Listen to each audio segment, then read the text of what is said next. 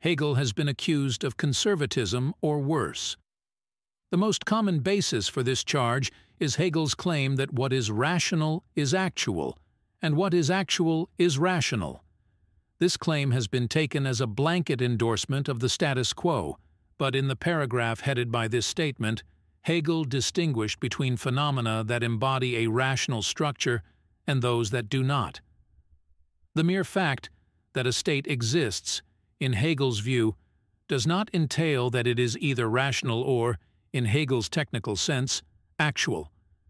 Hegel's distinction between existence and actuality is tied to his metaphysics, according to which the universe's rational structure progressively actualizes itself. In the political sphere, this means that social institutions aspire and tend to achieve a fundamentally rational form. Hegel has also been taken as a conservative because he espouses an organic conception of individuals and society. Most organic theories at the time, such as Burke's, were conservative. Organicism opposes atomistic individualism by holding that people do not enter society fully formed in order to satisfy their pre- or non-social aims and interests. According to organic views, individuals are formed, together with their needs, aims, and ways of thinking, within the social group to which they belong. An organic view becomes specifically conservative if it additionally holds that individuals have no conception of themselves apart from their group, that individuals cannot escape their group because it has formed their identities and needs, that individuals thus are incapable of evaluating society by pre- or non-social standards, and that because individuals are formed by their society's cultural traditions and social and political institutions, their society also suits them. However, it is crucial to understand how he recast the issue. Typically, it is supposed that there are two positions on this issue.